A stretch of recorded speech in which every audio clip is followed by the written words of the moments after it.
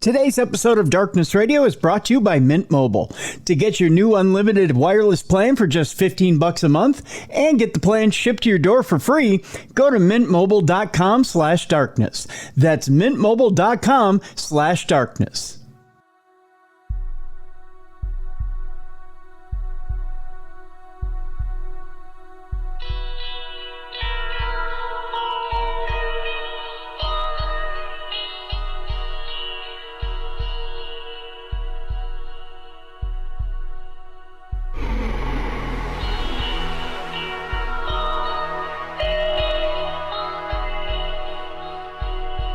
Hello, everyone. It is Wednesday. That means only one thing. It's time now for Supernatural News here on Darkness Radio.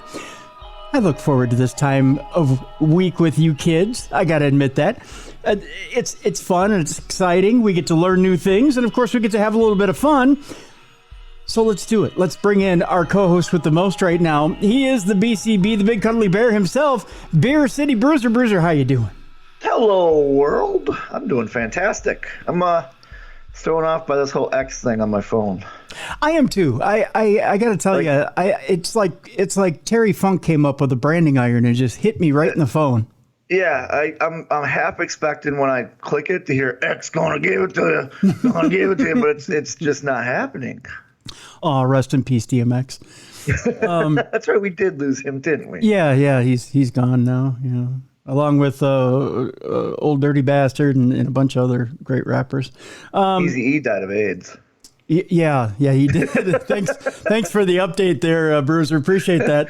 Every time I say Mrs. Bruiser looks at me and goes, "You're so mean." I'm like, what? I'm stating a fact. Well, yeah, that is quite mean. Yeah, he did.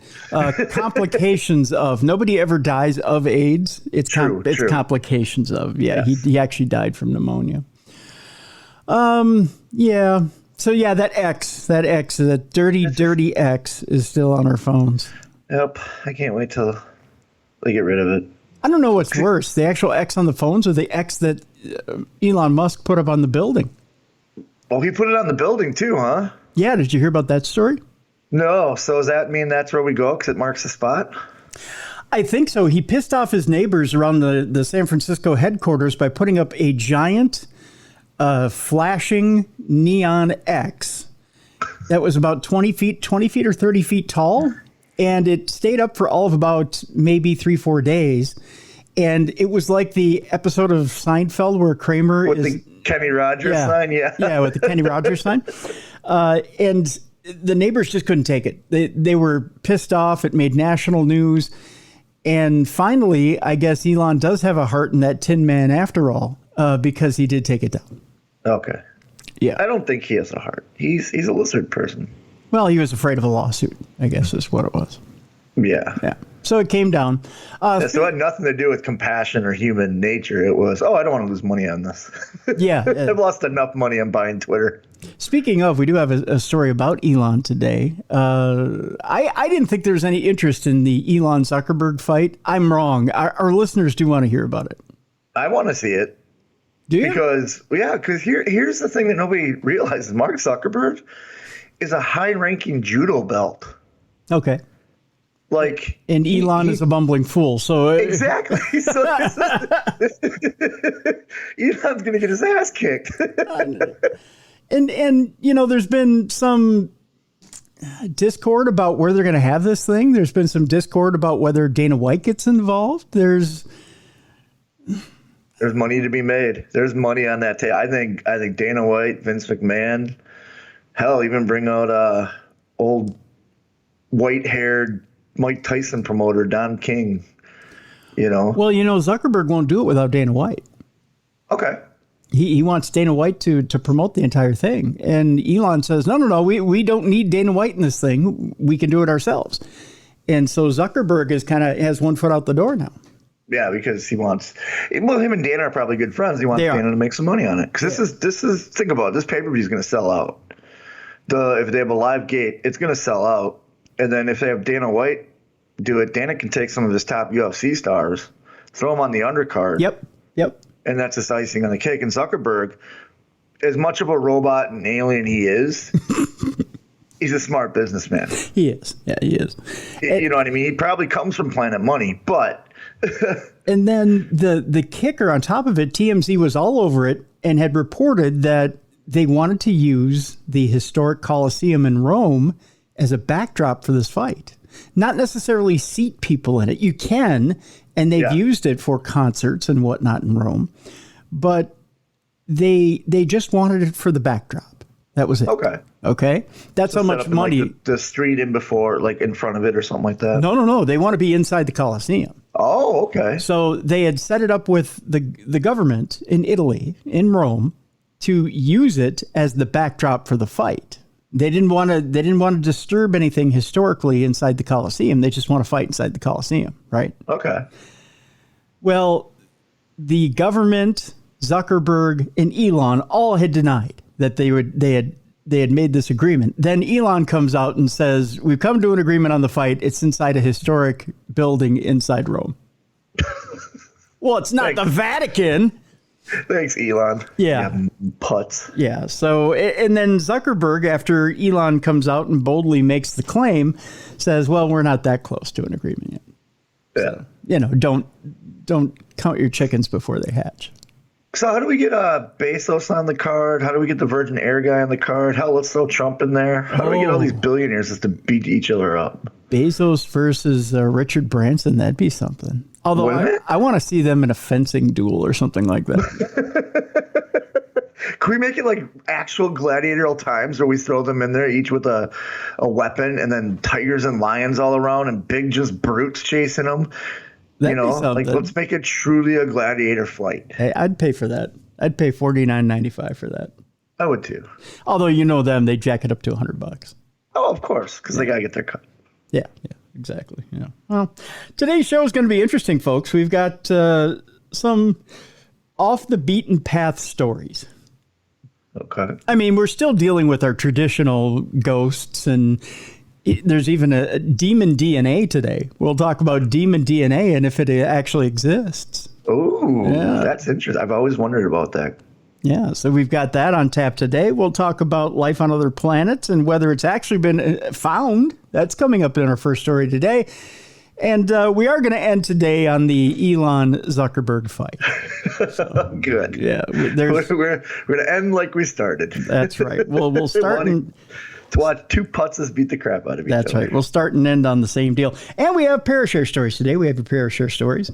So we will talk about those as well. So I want to thank you guys for sending in your Parashare stories too. So thank you so much for that. Again, if you have Parashare stories, real simple. Either email them, tim@darknessradio.com, or just go to darknessradioshow.com. There's a blue button there. You just click on that blue button, leave your voice note.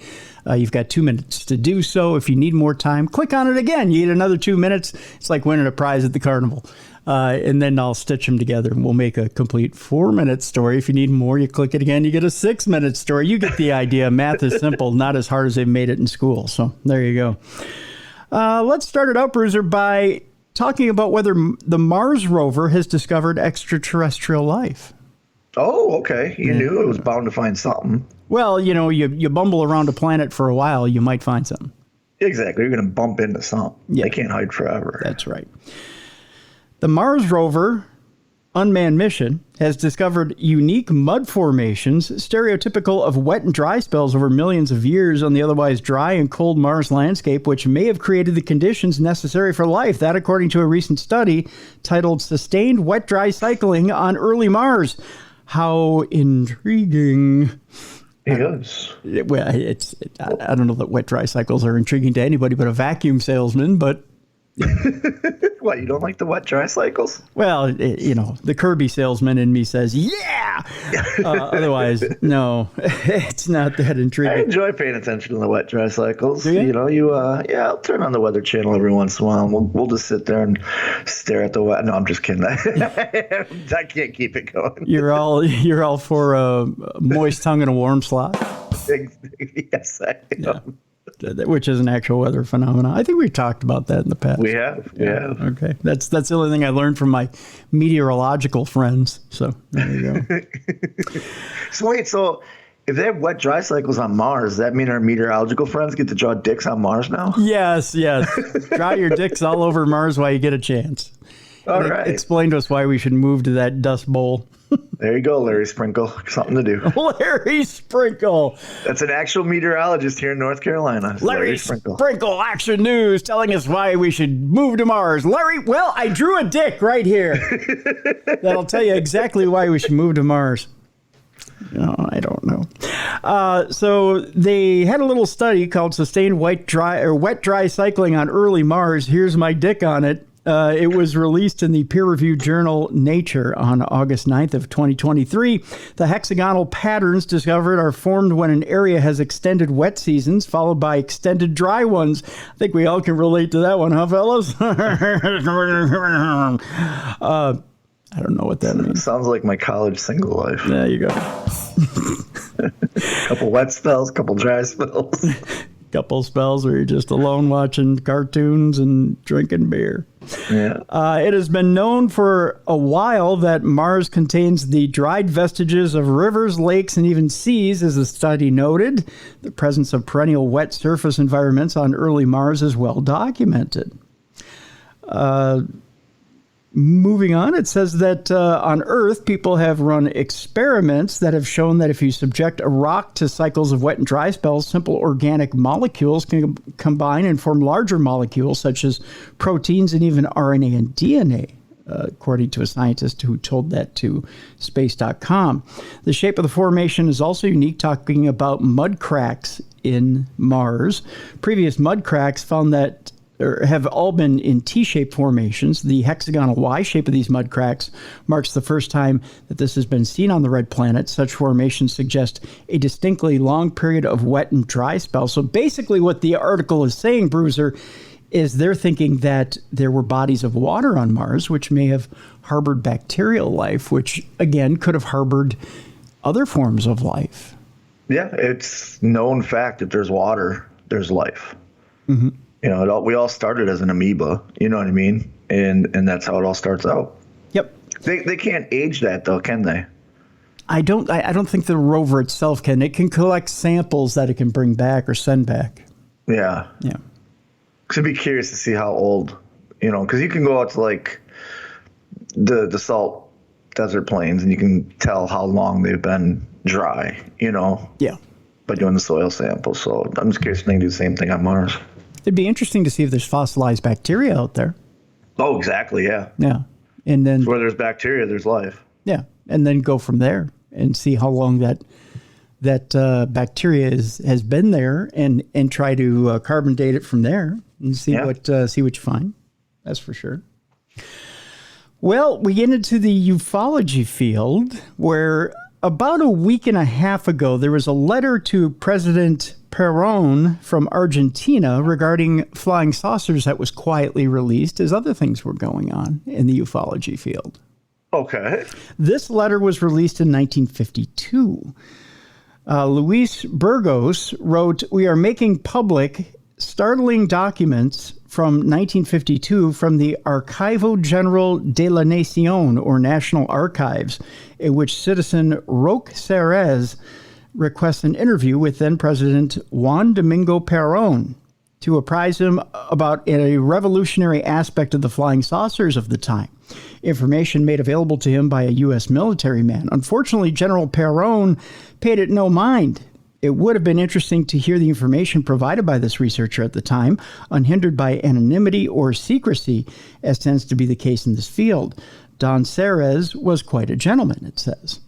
The letter from a citizen to President Juan D. Perón in 1952 has an idea about flying saucers, and it goes as such. It says, "His Excellency, the President of the Nation, General Juan D. Perón, the undersigned, Roque Ceres, citizen of Argentina, having residence at La Bases 222 of this capital city, hereby requests a hearing to make you aware of the existence of an idea of mine related to the so-called flying saucer that the United States of America conceals as military secret, being little more than a device whose operation is based on the Earth's rotation. and presents several advantages over present-day aircraft.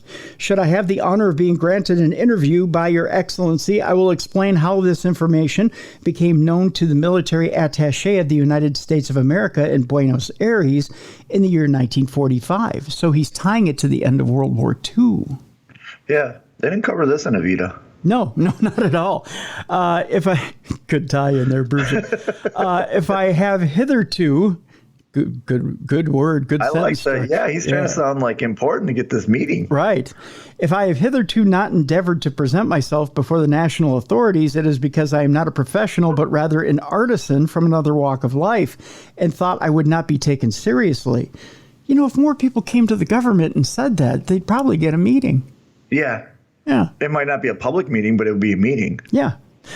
And thought I would not be taken seriously, as has occurred, or as has always occurred in these matters, and has happened to me personally a long time ago with the disclosure of another idea, although I have had the satisfaction of seeing it come about after a number of years. According to what Your Excellency has said in recent speeches, in particular the radio broadcast of December 3rd, in which the people were invited to contribute to the common effort toward a new Argentina, I am answering the call. I submitted an initiative, which I have been advised is under consideration. Emboldened by this, I would like to contribute yet again by submitting this idea, whose feasibility will be yours to decide.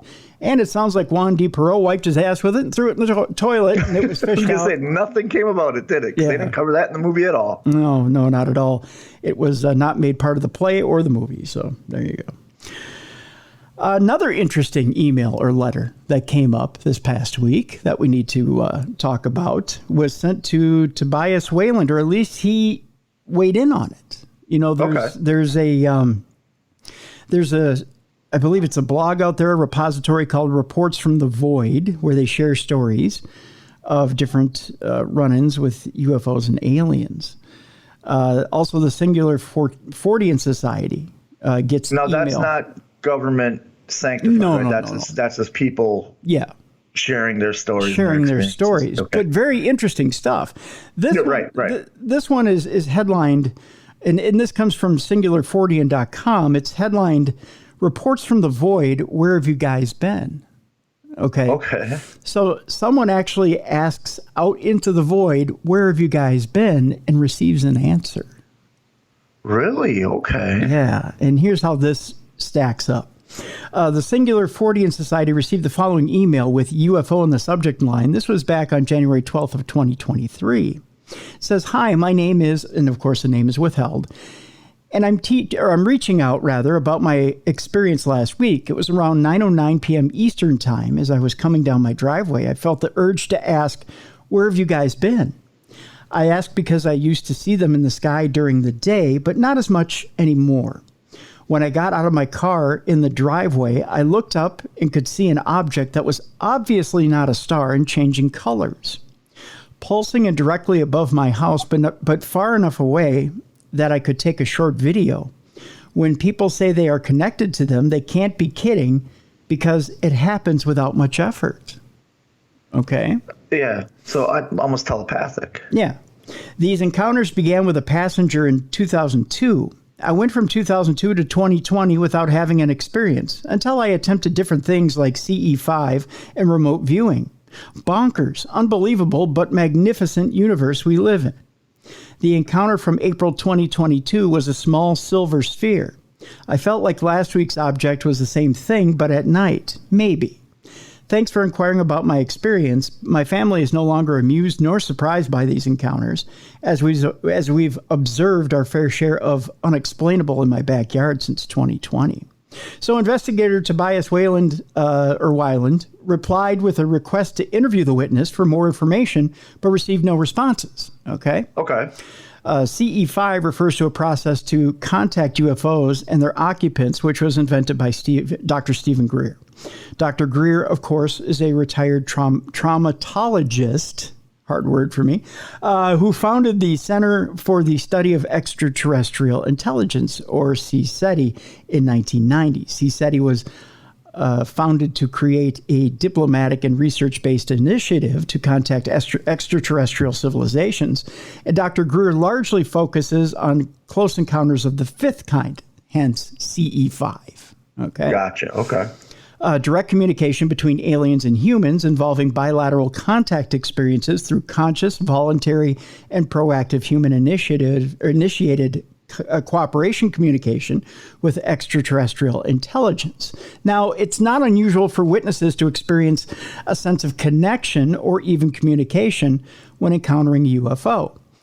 Recently, Bruiser, a man on your neck of the woods, a North Carolina man, 62-year-old Christopher Bledsoe, recounted a series of encounters with seemingly intelligent, glowing orbs that he claims to be able to summon using prayer. Really? Yeah. And last year, the Singular Fortean Society was contacted by 44-year-old Shane Taylor, who wished to report an encounter with a multitude of seemingly friendly orange orbs that he'd had on Christmas Eve on 2014. He says, quote, "It was really bizarre. There was a dreamlike quality to the experience, but I was still conscious and aware. It was really wild," Taylor said of his encounter. "When I got out of the car and they were right there, it was almost like they were attracted to me. Like they picked up on me and were like, here's us, here's what we are. To me, it was friendly, like a friendly interaction. I know it's so weird to say interaction, but to me, it felt that way." So the power of prayer almost goes back to our friend who said that there's a possible correlation between aliens and demonic entities. Yes, Nathaniel Gillis. Now, I want to flip this a little bit. Because if you remember Ronnie from, I'm sorry, I'm trying to remember the name of the Bigfoot show, Ronnie LeBlanc. When he was talking about Monsterland, his book Monsterland, claimed that when his grandmother died or grandfather died, he saw an orange orb shoot towards the heavens. And it was believed that an orange orb shooting towards the heavens was the soul leaving the body. But now we have people saying that these orange orbs are coming to visit and they feel a connection. So it could be the spirit returning back? Well, now that's how you would want to read it if you believe certain folklore. Or if you want to believe Nathaniel Gillis, now I'm going to turn this on its ear and make you wonder for a second and maybe even scare you. If you believe Nathaniel Gillis, that these aliens / demons, will take a form to get closer to you, to make you accept them, could it be that they're assuming the form of a spirit that you may recognize, or a spirit in folklore form, to get you to suck in and get closer to them so that they can either, I don't want to say possess you, but can get a hold of feed off of you or whatever it is with you. Yeah. Feed off your emotion or get a closer bond to you so that they can then start to assimilate you. Yeah. No, I can see that totally, because these orange lights that he saw go out, if that represents the spirits, why wouldn't a demon replicate that, especially to people who had just lost a loved one? Right. Or someone very close to them. Right. Because that's the veil. Like, you look at someone that's in a toxic relationship and everybody outside that relationship sees it's toxic, but the person in the relationship doesn't see it's toxic because they still see the good points about those people. Right. You lose a grandmother, a father, a sister, whatever. If you see them again after you lost them, you're not thinking about, oh, could this be? You're thinking, oh, I haven't seen you in 10 years, and this makes my heart full. Right. And that demon right away could just go, okay, I got you. Right. What's the first thing that most people say when they capture a photograph or video and they see a round thing floating around the house? That's grandma. That's an orb. Yeah. That this orb is my long lost grandmother. It's my long lost grandfather. It's my uncle. It's my aunt. It's my mom. I know it is because we get videos every week that you and I share with each other of that incident, and 9 times out of 10 it's bugs or dust. Yes. But people are so wanting it to be they want that person. They automatically want that connection. The first thing is to jump and to say it's got to be, because it's this date and this date was close to this date and this meant something to my departed loved one, so it has to be them showing up to make a connection to me, to let me know that they're all right. Now, Could it be them? Sure, but take a skeptical eye to it and break it down first. And then determine whether it is or not. Again, we weren't there, but the minute that you take a look at that video and you can say, oh no, look at it, it's a bug, it's jumping. That's not grandma, that's a bug. Or if you see it floating on an air current and you see another one coming up behind it and it's floating on an air current and you know it's dust, or cat dander, or you have 4 cats and it can't be cat dander, but look, it's falling from the ceiling. Yeah. Things like that, take it into consideration. What I'm saying with these glowing orange orbs is there's a lot of reports of these around quote unquote UFOs and quote unquote spirits leaving the body. So let me throw another twist at you with, I don't mean to interrupt you, but let me throw another twist at you. What if, because the aliens are supposed to be so far advanced in technology, what if the aliens are using some sort of technology to replicate what we think are spirits leaving the body? Because if they're trying to, I don't know what their intentions are, but if you go and you visit a planet, you want to kind of assimilate to that planet. Sure. You find what the locals are doing. You dress like the locals. You try to blend in. What if these spirits realize, okay, no matter what religion you are, you have a belief in the afterlife. Right. And through their years of studies on us, because, they've been here for millennia, they realize if we replicate that, we can get in closer under the guise of being a ghost, spirit, demon, whatever, and learn more about these humans. That's exactly what it could be. Maybe they see that we're so open and hopeful when we see a spirit or looking to find a spirit of a loved one, that we're open and hopeful when we see that orb and we're willing to communicate with it. And let's face it, we're a skeptical and warring people. We are. Okay. I mean, we're quick to fight.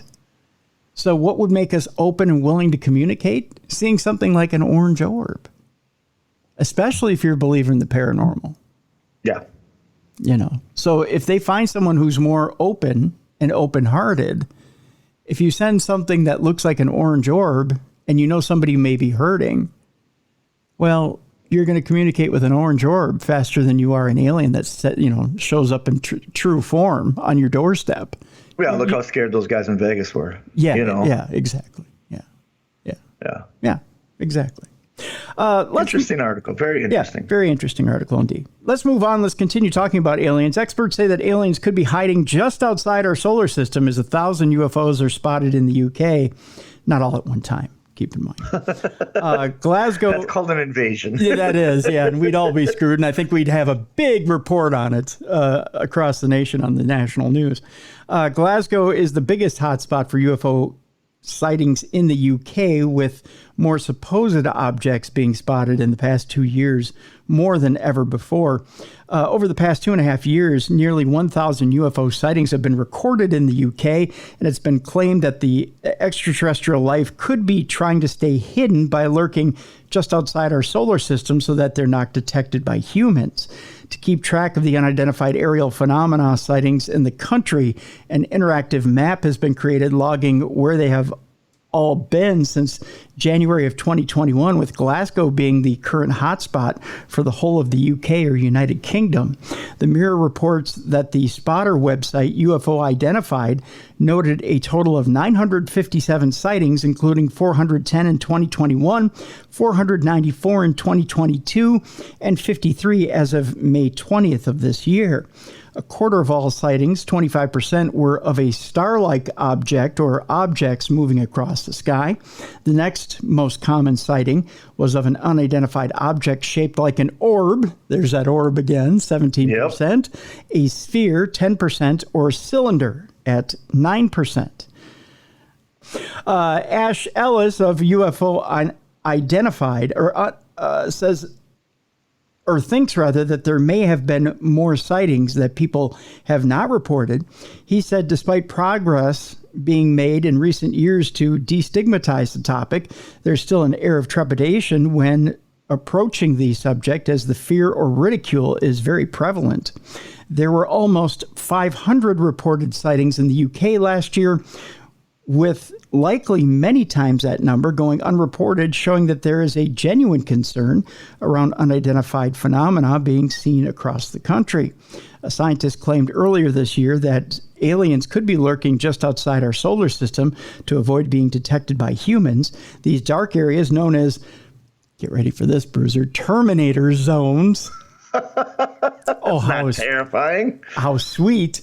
Include sweet spots where planets close to the solar system travel around different stars.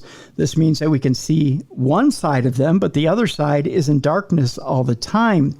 Dr. Anna Lobo of the University of California explained the day side can be scorching hot, well beyond habitability, and the right side is going to be freezing, potentially covered in ice. You could have large glaciers on one side or on the night side. You want a planet that is in the sweet spot of just the right temperature for having liquid water. We're trying to draw attention to more water-limited planets, which, despite not having widespread oceans, could have lakes or other small bodies of water or liquid water, and these climates could actually be very promising. By exploring these exotic climate states, we increase our chances of finding and properly identifying a habitable planet in the near future. A study in the Astrophysical Journal involved scientists setting out to discover whether planets outside of our solar system or exoplanets were able to sustain life, and they found a just right zone around the terminator of these exoplanets, which could liquid water and therefore life itself. I don't know which could liquid water means. I don't know what that means either. I don't know. It's a poorly written sentence, but there you go. It goes on to talk a little bit more about the exoplanets, but you get the idea. Yeah. Yeah. Liquid in liquid on exoplanets means hiding aliens. So there you go. To continue on the UFO theme, there's a bit of an article out there about an Erie UFO restaurant that's been left to slowly rot for more than 15 years. Evidently, UFO-themed restaurants are not all that popular, although there's one here in Minnesota that does gangbusters. Yeah, there's one out here in North Carolina that does really good. You'd think in Roswell would do really good, too. Well, this one isn't in Roswell, though. Because they have the whole, like, basically you go to Roswell and everything's alien. Mm-hmm, mm-hmm. There's one here. It's a bar and grill, and it does pretty well. Yeah, I mean, most of them do well. This one is called the Rose of the Winds Restaurant. It closed down in 2008 and has since been left to rot, partially floating on Lake, I believe it is Porgria in Poland. It's floating? It's partially floating. Yeah, it's okay, right on the edge of a lake. So if you can imagine, half of it's on the shore, half of it's in the water. I'll show you a picture here in a second. That's creepy. Yeah. Its derelict interior has now been revealed. Here, I'll show you the picture real quick, Bruiser. It's if you can imagine it being like... Oh, it looks like a UFO, and it looks like the UFO had landed on the beach with part of it in the water. I got it. Yeah, yeah. So it's half on the beach, half in the water. Yeah. So it gives you kind of like it's like any restaurant that would be on the water. You know, you could sit out on the water a little bit and have your meal, you know. So the interior of a hugely UFO-shaped popular restaurant has been left to rot and has now been revealed, based in, I believe it is Katowice near Lake Porgria in Poland. The Rose of the Winds restaurant was known worldwide for being shaped like an alien spacecraft, but it was unceremoniously closed in 2008 because of safety concerns and was left to rot by the owners. Having previously been located in, I believe it's Chorzów, and called Arizona, the interior was recently explored by urban explorer Leeds native Kyle Urbix. Photos from the inside, or rather from the outside, appear to show that an alien spacecraft has landed on the side of the lake, but there was no signs of life on the craft, as photos taken inside show the state of disrepair that the actual restaurant has fallen into, with missing floorboards and dirty windows visible, making it pretty much impossible to try to repair it to its former glory. He said it's just been docked on the side of the lake, rotting away, so it was a bit hazardous getting in. But once you're inside, it's fascinating, and it makes you think just how amazing it must have been when it was open. I wanted to explore it because it's quirky. It's not something you see every day. In its heyday, the restaurant was a main attraction at tourist hotspot Park. I believe it is, this is Slosky. That's what it is. Not only did it float on the surface of the water, but its powerful engine meant that it could be moved around the lake freely. Really? Okay. Yeah, so they could move the restaurant around, which is really cool. So it's a traveling restaurant. Okay. Yeah. Photos from the inside of the abandoned building show the structure's control panel once used to move it around on the water. Beer cans and evidence of vandalism also can be seen. Of course. Yeah. It's an abandoned building. Right. Kyle visited Poland in May and spent much of his time exploring abandoned structures. He said, what a vacation. I'm just going to tour Poland and check out the stuff that's been ruined. He said, once you're inside, it's a free-for-all. You don't know if the slides are going to give in. Oh, that's weird. The best part for me was the view of the lake and the red slate roof tiles on the roof. It was a bit eerie being in there. Probably 99% of the time, it was just me on my own. If somebody has a problem with you being there, it could be hard to get you across or get yourself across and explain what you're doing. Oh, that's weird. So people would just come up and start trouble. They'd be like, what are you doing in there? That's odd. This is our drinking area.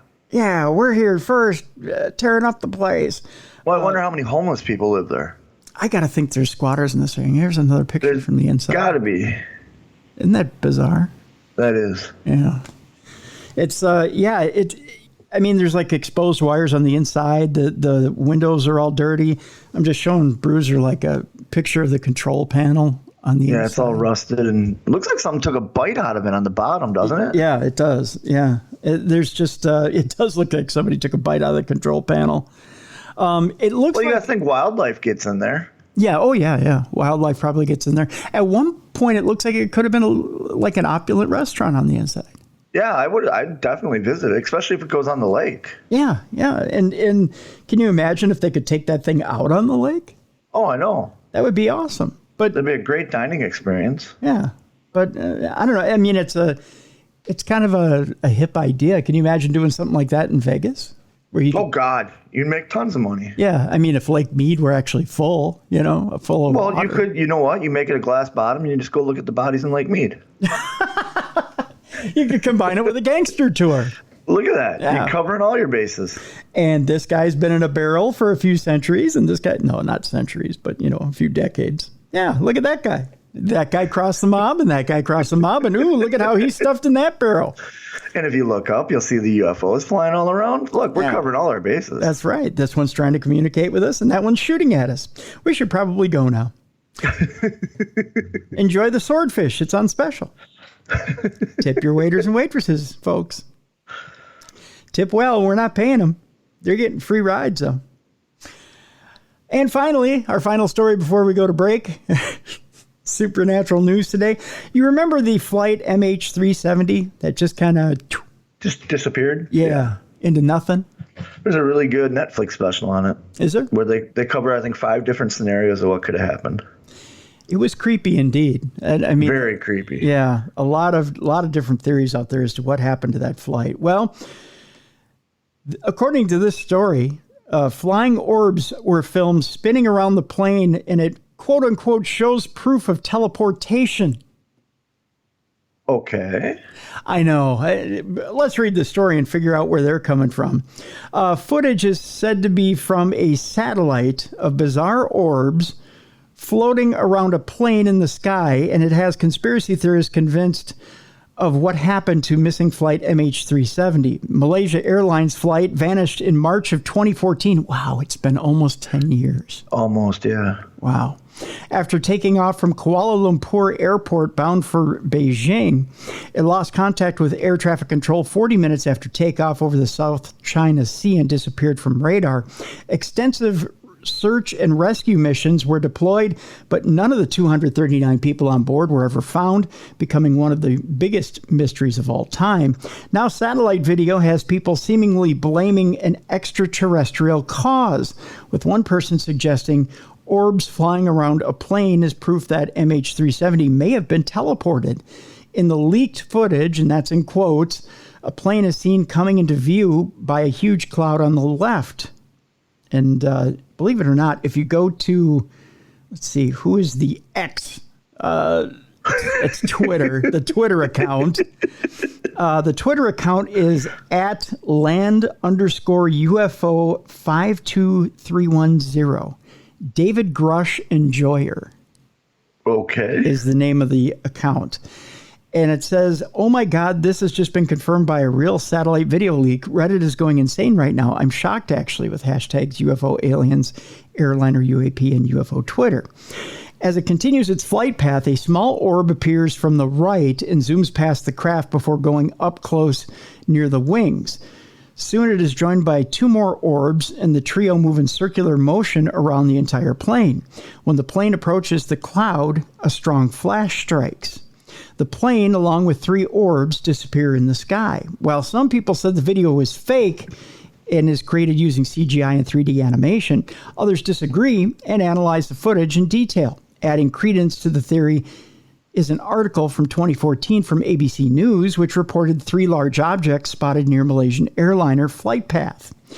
It shared blurry images taken by Chinese satellites of three unidentified objects in the waters between Malaysia and Vietnam. One person said, oh my God, this has been confirmed to be what I just read on that Twitter. Another went on to say the clouds actually move, and it is not a simple horizontal vertical movement some might expect from a 3D rendered seen object. The clouds are moving realistically. Another expressed, this does not confirm it is a real satellite or real footage. We know now it's stereoscopic and would be difficult to render at the time of release, which gives more credibility to the footage, but let's not be hyperbolic about it. Earlier this year, it was reported that the doomed flight could have crashed in a completely different location from where searches were carried out, according to a satellite researcher, Cindy Hendry, who worked for satellite imagery company, I believe this is Tomnod, discovered something looking like aircraft debris in the South China Sea just days after it disappeared. She told a Netflix documentary, which I believe is the same one that you watched, Bruiser, about the downed plane, that her discovery was initially ignored, as most investigators believed the plane had crashed into the Indian Ocean. The piece of wreckage she found was etched with the letter M, making it an almost perfect match to the same letter found on the side of the Malaysian airline Boeing 777 flight. They show her photos and stuff on that documentary because it's a website you can go to where you look at the satellite photos, and that was just like her obsession. And the photos show a plane. I mean, it's a plane in the water. So I don't know what came about it. I'm just watching this video right now, and it shows the plane flying along, and I'm trying to see. Oh, okay. I see where the object comes up on the right. It comes back down. It comes past the plane. It's very interesting. You know what? I'm going to hold this up for you here, Bruiser, so you can see where these things are circling. I don't know that you can Photoshop this. I mean, I could see where you could. I'm going to hold this up for you to watch. You tell me, is this something that you think could be Photoshopped? I mean, it looks like it could be Photoshopped, but I mean, this looks like it's a LiDAR picture. It doesn't look like it's, you know, it doesn't look like it is actual video footage. But do you see how there's... Oh, that's interesting. Isn't it? It looks like... I don't know how you would fake that. Yeah, I don't know either. But it looks like, initially, it looks like one little object flies around the plane, around the nose of the plane, comes back up, and then it looks like little gnats are circling the plane. Yeah, and then all of a sudden it goes from 1 to 2, now there's 3. Yep. Oh, there's the flash, too. Okay. You see the flash? Yeah, and now it's gone. And now it's gone. Now it's gone. Yeah. That is pretty, I don't know. And that was filmed in 2014, correct? Yes, in 2014. I'll tell you what I'm going to do. I'm going to post this in the description, in the description of the podcast. So you can click on the link and look at it for yourself.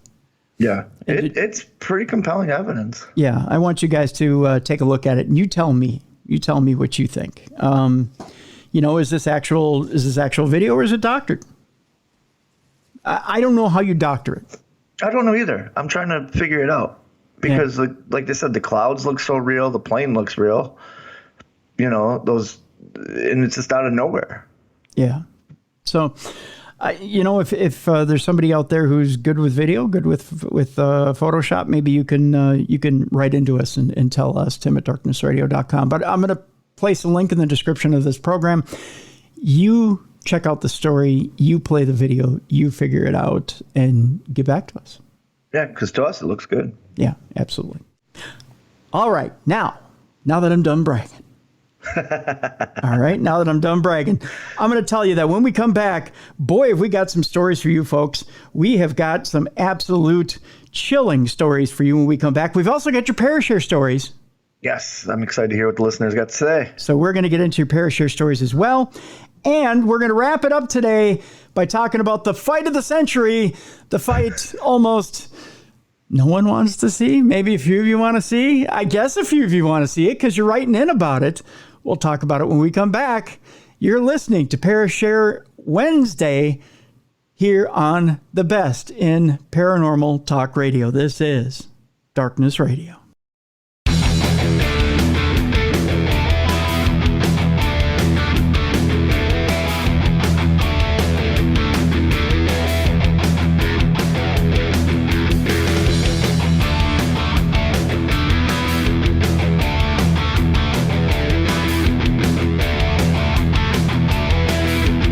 Welcome back. It is a Parashare Wednesday and a Supernatural News Wednesday. Yes. You got to love this time of week. I love this day of the week, Bruiser. I do too. Get to hang out with my good buddy. We get to share some spooky stories and hear from the listeners. That's right. It's a Cruiser and a Bruiser right here on Wednesday. We're playing the hits, folks. By the way, do we dare announce this? Yeah, I think we should. Think we should? I think we should. Get the buzz going now before it officially launches. Get the buzz going right now. Well, folks, it's time for us to announce this. We have a brand new Darkness Radio Cruiser and Bruiser t-shirt coming your way. Yep. That's a fantastic design. Yes. So that's coming your way. A brand new Cruiser and Bruiser t-shirt. It's got, the logo is so cool. That's all I got to say. Such a cool logo. So it'll be coming your way here shortly. We'll let you know how you can get your hands on it. Yes. And when they do come out, please get your hands on it. Yeah, please get your hands on it. We're begging you.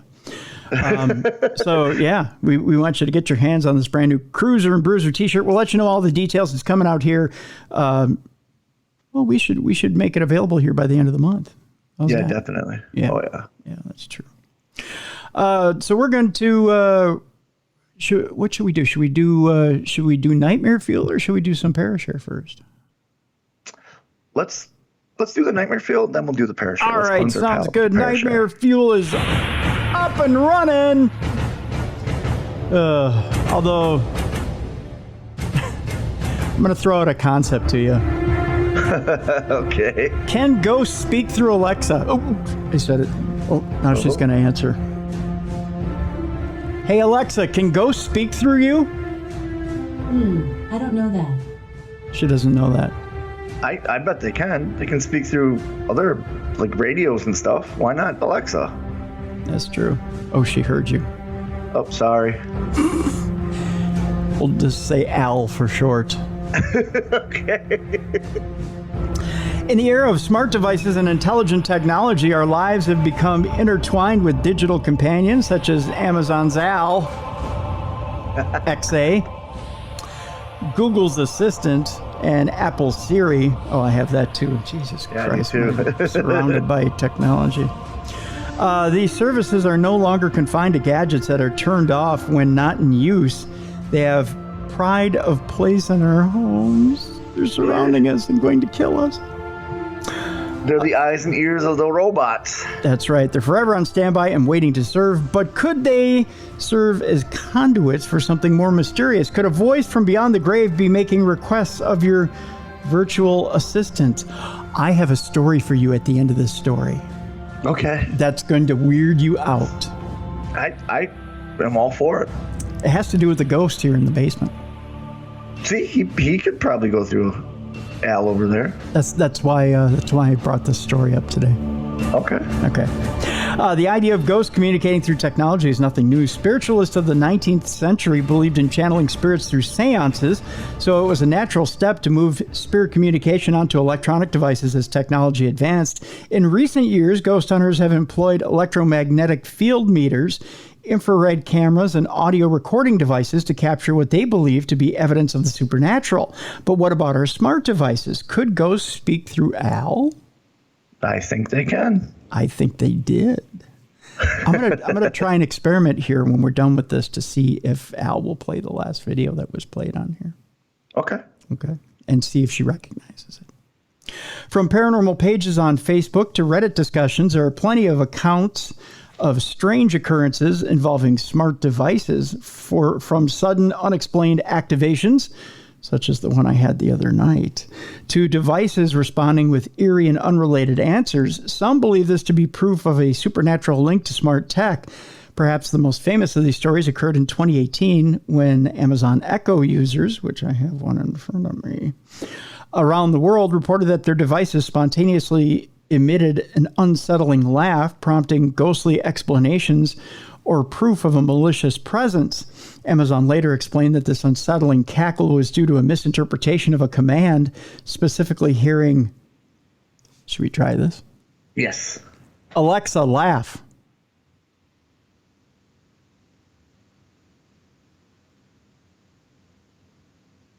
No, she does nothing. Which makes it even more creepier. There's just something on the screen that says laugh. Oh, that's creepy. That is very creepy. Yeah. They subsequently updated the device to respond only to, Alexa, can you laugh? Sure, I can laugh. Tee Ooh, menacing. Yeah. And provided a more detailed response to avoid confusion. Others have taken to social media to report unusual responses from smart devices like Google Assistant. By the way, they never mention in this article that they killed Samuel L. Jackson. No, they don't. Yeah. Hey, Alexa, did you kill Samuel L. Jackson? According to an Alexa Answers contributor, yes, Samuel L. Jackson is still alive. He will celebrate his next birthday on December 21st. Well, good for Samuel. Yeah. She won't take responsibility. That bitch. Of course, she's a psychopathic machine. Yeah. She won't admit it. And now she's bringing up stuff from the web. Here, he's alive. Look, I swear to you, I didn't murder him. Okay, so others have taken to social media to report unusual responses from smart devices like Google Assistant. Some users have reported their devices responding to a question with an unrelated, often eerie statement. While these incidents have led to speculation about supernatural interference, they're usually attributed to algorithmic errors or a misinterpretation of the user's query, which happens a lot. While these tales are interesting and represent a modern-day take on ghost stories, there are, of course, more rational explanations for these events. Many of the occurrences can be explained by software glitches, interference or human error, misinterpretation of data, voice recognition errors, and simple misunderstandings can all lead to the belief in a ghostly presence. And although the stories are intriguing, they're anecdotal and offer no concrete proof that it was indeed a ghost communicating through Alexa or another smart device. For those who believe in the supernatural, the idea of ghosts interacting with modern technology opens up exciting avenues for exploration and discussion. It touches upon our innate fascination with the unknown and the unseen, blending age-old beliefs with cutting-edge technology. Can ghosts speak through Al is a popular question in search engines, capturing the imagination. Although the current evidence leans heavily towards skepticism, the idea is a compelling one, offering a fresh and engaging perspective on the relationship between the supernatural and modern technology, and a new twist on our passion for sharing ghost stories. So here's my story. All right. First of all, I'm going to see if Al can repeat the video that played the other night. Okay. Alexa, can you play the last video played?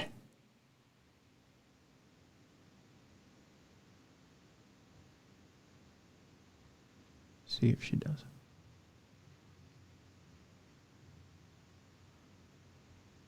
And she froze. I just blew her circuits. She's thinking about it. She can't. Okay. She's just thinking about it right now. Alexa, play the last video played.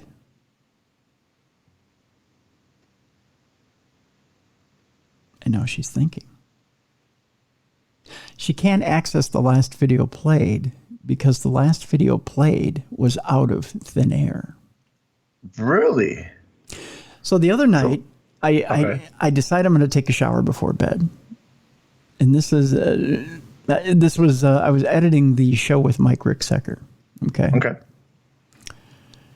And I get done editing the show. She's still running, trying to find the last video played, by the way. I've got a solid yellow line. She can't find it. She's still running. Okay. And she's not giving up. She's looking for it. So, and I've told you before about the ghost that's down here. Right. Yes. Yeah. I won't mention his name because he might come find us and play a video. Now, this ghost that's down here, if you don't play something he likes, he'll turn something on. Okay. Or if he has a message for you, he'll turn something on. Okay. Yeah, he said sports and stuff usually, right? Right. This was a little odd. Okay. Mm-hmm. So I go in the shower. Whenever I go in the shower, I turn on Sirius XM. I know they're not paying us either, but, and I'll turn on one of the channels, and I'll just listen to music while I'm in the shower. Okay. Evidently, he didn't like it. Okay. Because I come out of the shower and I hear Al blaring at the top of its volume. I don't even have it at the top of its volume. Okay. And at first I thought it was the TV in the right next to the studio in the family room. Yeah. I was like, what the hell? I thought maybe intern Yoko was in the family room watching TV, and I thought, well, that's odd, because it was pretty late. It was like, probably midnight, 1 o'clock. Okay. So I wheel over to the family room. No TV on, but there's a loud noise coming from my studio. Okay. And your intern Yoko really doesn't go in there. No, nobody goes in my studio. Yeah. So I thought, this is weird. So I get up and I walk over to my board thinking, okay, there's something playing on the computer. When I walk around my board, I look and here's a video playing on the Echo. Or no, I think it's the Echo. It's the one with the screen. Okay. And it's a choo-choo song video.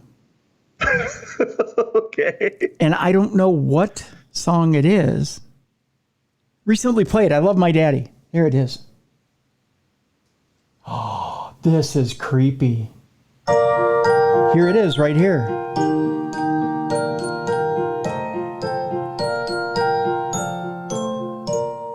I love my daddy. I love my daddy. I love my How is this not creeping you out? Yes, I do. Here's a kiss and a hug for you. Thank you, Daddy, for all you do. Happy Father's Day. Happy Father's Day. Happy Father's Day. I love you. I know why this played. Why?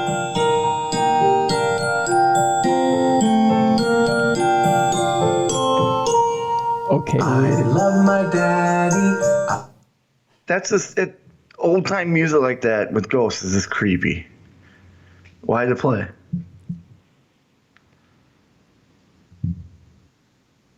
Weird. Okay. The song after it was a choo-choo song, but initially that's what played, and that stayed on the Amazon Echo for the entire time for me to see. And you wouldn't play something like that. That's No. not, you have no reason to play that. I never summoned that.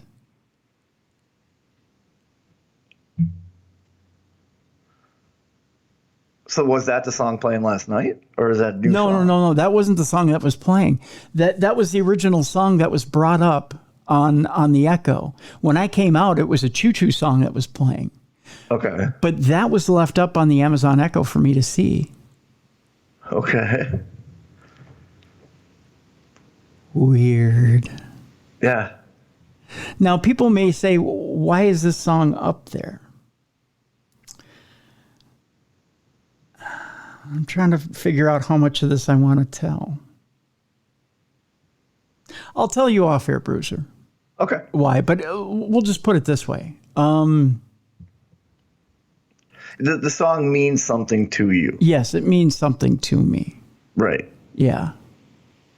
And again, that's not a song you would play randomly. You had no use for it for any of the shows. Right. So he selected something knowing it would get your attention. Yeah. Okay. Yeah. But it's creepy, boy. Oh, yeah. That is. That's very creepy. It's creepy. So, yeah, this went off by itself. I'll put it to you this way.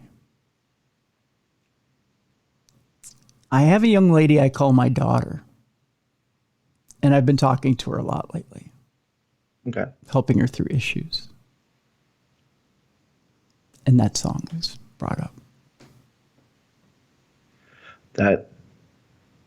That's creepy. Isn't it? Yeah, because you're doing most of your conversations in your studio, because that's where you spend most of your day. So, of course, he's going to hear it. Yeah. Wow. That's got goosebumps. Yeah, isn't that creepy? But it goes along the lines like, why wouldn't they be able to do something like that? They can communicate through hell, you can put a flashlight down. They can communicate through that. That's electronic. You know, why wouldn't they be able to go in there and do that? Now, to find that particular song, and that's almost mocking, though, isn't it? Yeah.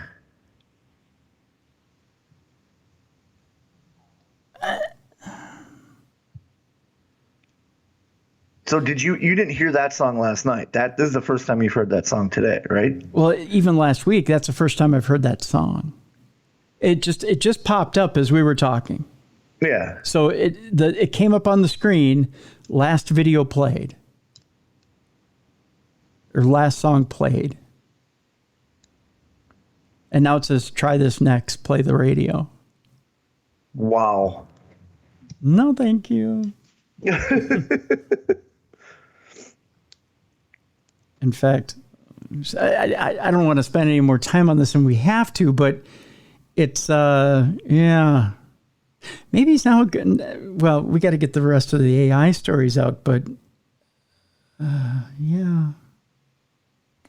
So, yeah, I'm a little freaked out right now. I mean, not like scared, I was gonna say, you're thrown off right now. Yeah. I'm just... you're rattled. My mind's running to my... Here, wait, I got to take a picture of this so you can see it. Yeah, you're rattled right now. I've never seen you this rattled. Okay, so I took a picture of it. Let me... Because I got a bunch of junk around my... But yeah, I'm going to take a picture of this Bruiser and I'm going to send it to you so you can see what exactly it has on it. So you can see that I'm not screwing around with you.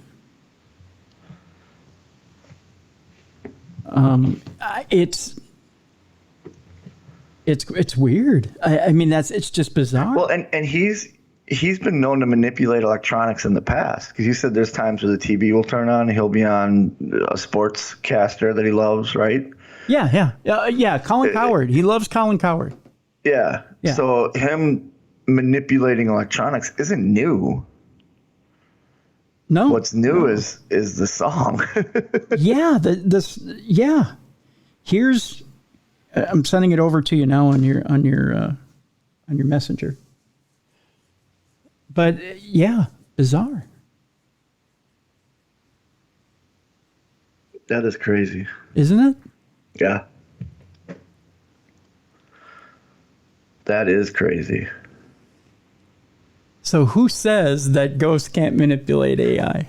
And the thing is, too, it's off the album Mother's Day and Father's Day, Songs for Kids. Why would you be listening to that? You don't have children. No. It's not Mother's Day or Father's Day. Right. No, it was your mother's birthday, but you wouldn't play this. Back on August 5th. I mean, yeah. You wouldn't play this song by any means. No, no. But then, because I was wondering, why is there a song about choo-choo trains on? Right? Yeah. But then when you bring up that song, there's other songs that follow it that are off that same album. So that had to be one of the songs that was on the album. In other words, it just kept playing. Yeah, it's like he played a Kids Bop album. Yeah. So it plays the whole, and that'll happen if you use your Siri or your Alexa, whatever. If you just play the album, you can play the album on repeat. Right. He was really trying to get your attention. Yeah. What were you listening to that pissed him off so much? Believe it or not, it was Yacht Rock on Sirius XM. Evidently, he doesn't like 70s soft rock. I don't know. No more winger for you. Oh, my God. Yeah, evidently, you make me feel like dancing. Evidently, it makes him want to mock me. Yeah. So there you go. That is creepy, man. Well, if that wasn't your nightmare fuel for today, folks, I don't know what you need, but well, what I like is that it goes along with the story we were talking about. Yeah. You know, like do we have, like, to the listeners out there? No, Tim and I are not saying officially 100% that is a spirit that manipulated that. We're just saying it's creepy, it happened, and we'd like to look more into it. Yeah, it's a creepy happenstance. It's exactly. Yeah. But yeah, it goes along the lines of the story where if they can manipulate other electronics, which your friend there has been known to do, why not a Siri, Alexa, Google Assistant, whatever? Yeah. That's, yeah. Well, we got to pay attention, see if it does it again. Definitely. Get in there, start blasting some Lionel Richie. Let's go. All night long, man. And keep in mind, this is the first time I'm realizing this along with all of you. Yeah. If the listeners could see you, you are flummoxed. You are thrown off. You're usually really well organized, ready to move it along, and you're at a loss for words right now. I thought it was just a choo-choo train song I was going to tell you guys about and say, well, what the hell is a choo-choo train song being played? But then when I realized, as this thing kept popping up, I Love You, Daddy was the first song that he played. Yeah. Which is weird. Because I've known this quote unquote daughter of mine since she was 8 years old. And she's had a horrible past. Yeah. And I've been there for emotional support for her the entire time. Right. And it's only been in the last 10 days that she said, I always wanted you to be my daddy. And she decided to call me dad. Which, like I said, you do 90% of your conversations in that studio or down where he is. He's going to hear that. Oh, yeah. So there you go. Goddamn ghost. Okay. If you're ready for another AI story. Goddamn yacht rock hating ghost. Goddamn yacht rock. All right. Here we go. More nightmare fuel for you. Your next car salesperson could be an AI bot and selling vehicles in just 18 months as ChatGPT technology advances. Oh, gosh. Will he wear the bad blazer? I hope so, because it's basically going to talk me into a car that will kill me. Yeah, that's true. Yeah. Every self-driving car I've gotten, or not self, but with the corrections and all that crap has tried to kill me. There you go. Well, At least will he do the bad pitch too? Hey, you know what? I'll get you into this car today. What can I do to get you into this car today, Bruiser? Yeah, it will. It's just gonna take all the old cars salesman tricks that it can find online. That's right. The next time you buy a car, it might not be from your standard dealership. It could be from an AI bot. I can't wait until he tries to talk me into that minivan, because he has 5 kids at home too, and this is what he uses for his family. That's right.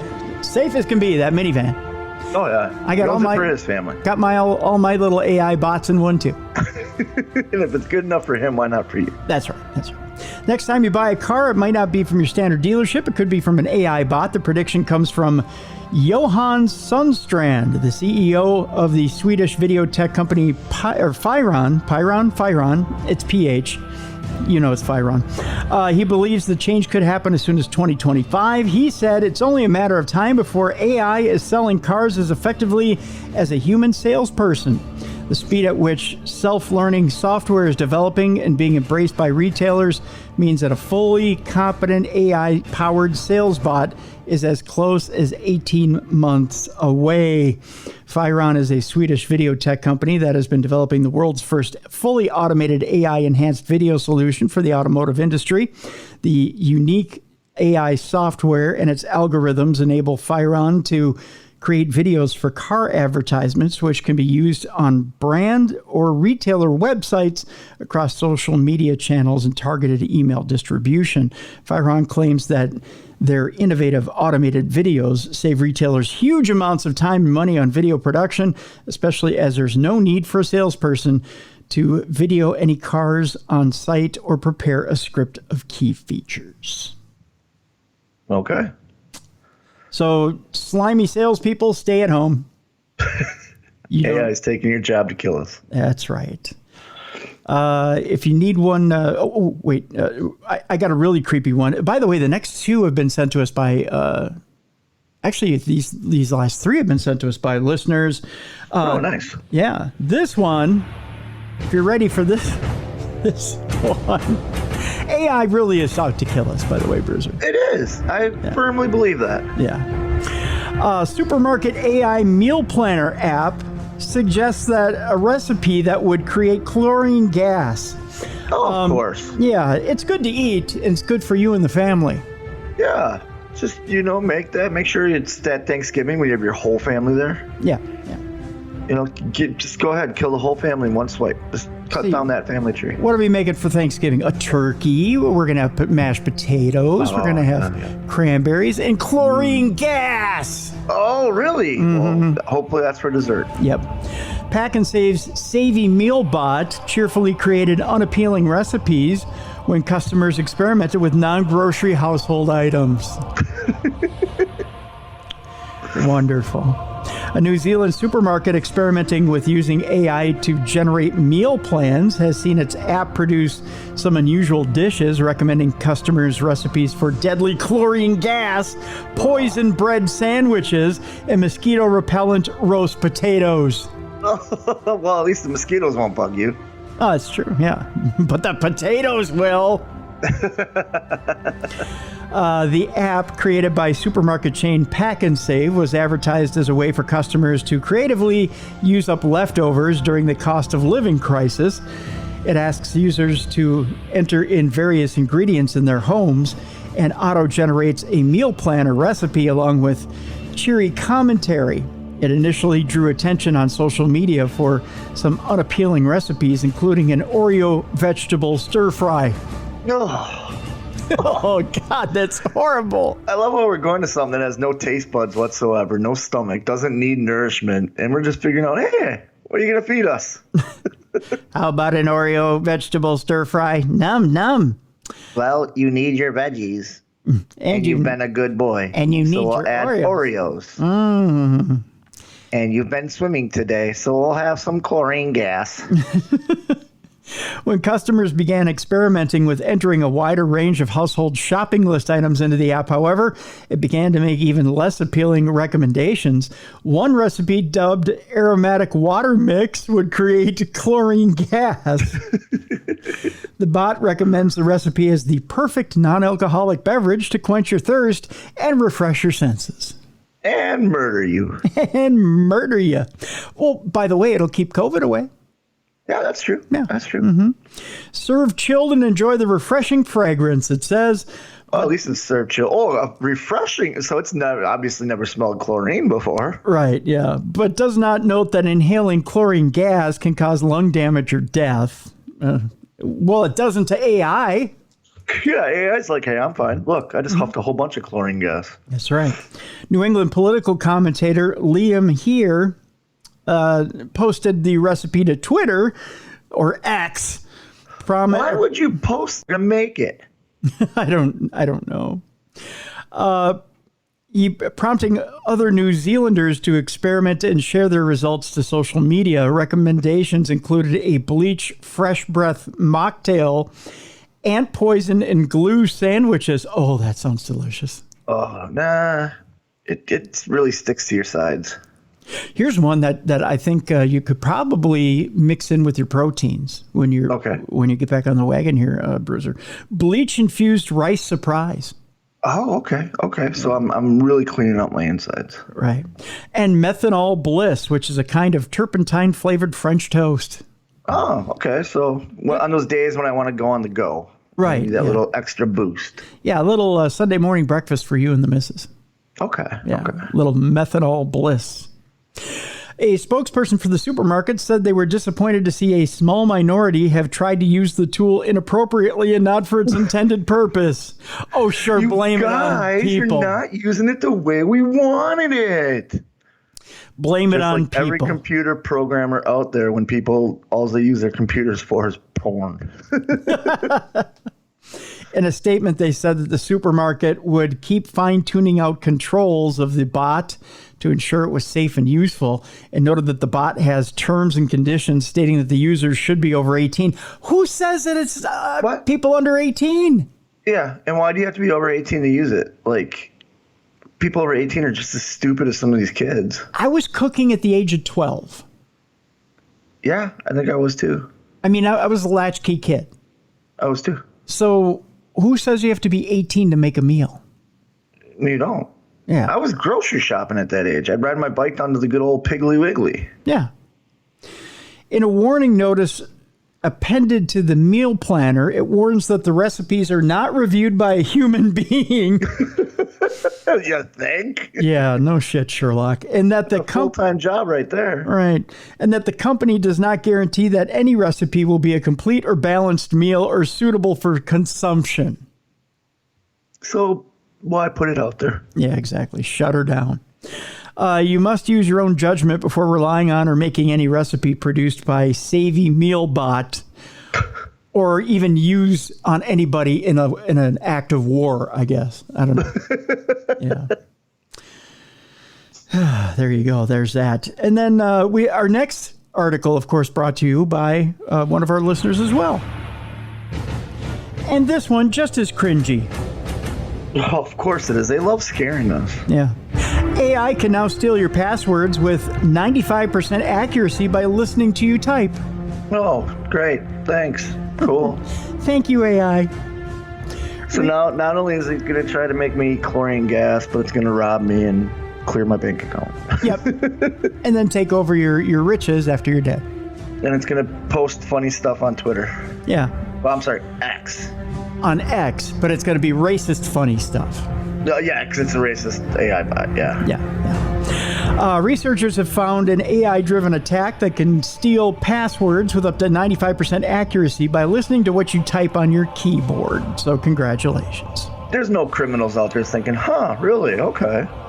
No, I'll pass that up. I don't need that. Yeah. I don't need that at all. I'm just going to go the old way. Yeah, I'll do it myself. By sending them random Facebook messages and asking them for their password. That's right. Cornell University researchers trained an AI model on the audio recordings of people typing, and the AI learned to identify the different sounds that each key makes. Congratulations. I have AI fooled. I have to manually speak my passwords into all of my apps. They'll never figure that one out. They tested it on a nearby phone's integrated microphone, listening for keystrokes on a MacBook Pro. When the microphone picked up the sound of a keystroke, the AI model could identify the key that was pressed with 95% accuracy. Well, shit. The team took it further by testing the AI's ability to crack a password by listening to a Zoom call. Wonderful. In this test, the AI was 93% accurate in reproducing the keystrokes. Yep. Over Skype, the model was 91% accurate. Well, I'm glad I changed my password from 1, 2, 3, 4. Yep. Before you blame your noisy keyboard for giving away your password, the volume of typing has very little to do with the attack, by the way. The AI works by identifying the waveform intensity and time of each keystroke. So you're screwed either way. Yep. For example, the AI can tell that you tend to press one key a fraction of a second later than others based on your typing style. So one fingering it ain't going to do it. That's what she said. That's what I always went to back in the day. Yeah. Sometimes two. Yeah, so hey now. Well, hey. Just got a whole lot of ladies excited there. The researchers said CoAtNet, which is an AI image classifier for the attack, and trained the model on 36 keystrokes on a MacBook Pro pressed 25 times each. This attack is particularly concerning because it can be carried out using off-the-shelf equipment. A malicious actor could simply place a smartphone with a microphone near your keyboard at use the AI model, and use the AI model. Reading is fundamental. To steal your passwords and other sensitive information. Now, how do you protect yourself from this attack? That's the question. Yes. Okay. How do we make it deaf? How do you make it deaf? Yes. You poke its eardrums out. Bleeping Computer recommends avoiding typing your password in altogether by using features like Windows Hello and Touch ID. Oh, okay. Okay. There you go. You can also use a password manager to generate and store strong passwords. This way, you don't have to remember all your passwords yourself. So there you go. All right. We can get away from the scary AI for a minute. Thank God. Thank God. I love that our listeners want to terrify us. And we had a traumatic experience earlier, too, with that song. It just got worse. It just got worse, didn't it? We just scared the hell out of ourselves. Although, do you want to jump back into it and do some Parashare? Yeah. Okay, we can do that. Just a reminder for Parashare, it's tim@darknessradio.com if you want to send us email, or if you want to send us your voice notes, go to darknessradioshow.com and leave us a voice note. You have 2 minutes to leave us that voice note. If you want to continue it, you just push that blue button a second time. Send us a second voice note. We'll stitch them together, and you've got 4. Because I learned arithmetic in school. Bruiser, it's not that tough. I learned math and numbers. Numbers is hard. This first one comes to us from Corey. He says, "Hey, Cruiser and Bruiser, this is Corey from Wisconsin with a different sort of take for you all. Over a week ago, I began to notice a mysterious voice calling out, 'Hello,' while I was in the shower. It was a peeping Tom. The end." No, I'm kidding. And only when I was in there. Again, peeping Tom. The end. After confirming it wasn't the other person living here, well, thank God. I mean, that would have been simple, but, you know. Yeah. My first thought went to it being a spirit of some sort. Ooh, okay, Corey. This led me to wonder if maybe I had accidentally brought something or someone home with me after the last ghost investigation I was on recently. Better not tell the wife if you brought someone home with you. You know what I'm saying? Well, it's my wife that's always bringing spirits home. Oh, well, there you go. But that didn't make sense to me because usually that's something I can feel, and giving you something you can feel. I don't know why I'm thinking of song titles now. Thank you. It was the Sirius XM thing. Now I'm on song titles. But that didn't make sense to me because usually that's something I can feel, and I could not feel a presence. That's when I went from thinking it was in the metaphysical realm to it being in the physical. So I began to investigate my bathroom, which eliminated the pipes, the sink, the toilet, and the shower attachments because I knew what sounds those made. I know what sound my toilet makes often. I like that he covered his bases, though. Yeah, that's very good, Corey. This brought me to my soap, which is in a pump bottle. Your soap saying hello. If you get air into it, okay, and you squeeze it just right, it makes sounds. Like especially if we're getting towards the end. Okay, all right. Yeah, I've had that happen. Okay, it turns out that my mystery voice was indeed this bottle, and here's why. First of all, the shower is surrounded by plastic walls, which has its own acoustics. A lot of sound can bounce off of this small space. Secondly, and most important, the pump on the soap bottle sticks for a few seconds as it raises back up to the open position. And when it fully lurches back to that open position, it makes a distinct 2-syllable sound, which, when coupled with the acoustics of the shower, sounds very much like someone saying, hello. Yeah, I can see that. Yep, I've had it where it didn't say hello. We've had one that sounded like a buffalo farting. And then we had one that just sounded like a wheeze, like a. Interesting. To say I was very relieved to have debunked my initial thought of my home being haunted all of a sudden was a bit of an understatement. Thanks for the awesome show, you guys. I look forward to it every week, Corey. That reminds me of a story, and we had the peacock story yesterday. Yes. And I said, I have a peacock story that I'd like to share. And this actually goes along with it. So the guy who actually started me in wrestling, his name was Trevor Adonis. Mm-hmm. He lived in Florida for a bit. And another friend of mine named Mike needed something at his house done, painted or something. So he hired Trevor to come over to do that. Now, Trevor had just moved to Florida. He'd not been there long. And he's painting the house. And he just all of a sudden start hearing little kids yelling, help, help. So he put the paint down, run around and look, and can't see anything. Goes back up and help, help. Gets down, goes running around, and just sees all these peacocks around. They're not doing anything. He's like, okay, whatever. Starts working again. He goes, help, help. Gets down, runs back up. Now he's getting pissed. He wants to find this kid. Just sees all these peacocks again. And then as he's looking at these peacocks, one of them starts saying something. When a peacock crows, it sounds like a child saying help. Oh, no. So the whole time he's doing that, he's thinking he's hearing a child when it's really just these peacocks communicating with each other. Oh, funny. That's too funny. I suppose he was pissed off, too, because he took all that time away from his work. Because he was at the back of the house painting, and so he had to run all the way up front, and here's these peacocks. And then so when Mike got back, he told Mike the story. He was frustrated, of course, and Mike just started laughing, goes, yeah, they got me too. Very nice, very nice. Second Parashare for today, or second and last Parashare for today, comes from Mark, who writes, hey guys, first off, I wanted to thank you for reading my dumb crime, stupid criminal story. I sent in a couple of weeks ago about the guy who paid 2 different hitmen to off a family member who stole his wife. I remember that idiot. Yeah, even though it was a few months old. The reason I sent it in when I did was because of the extra information that I had included in the email. I thought that extra info really made the story, but I neglected to read his notes. I did, yeah. In your defense, you guys were in rare rabbit trail form that day, commenting on everything from Minnesota cuisine to the pitfalls of a certain Vikings QB, who will here remain nameless. Oh no, let's name him. Mr. 4th and 8, throw it for 2.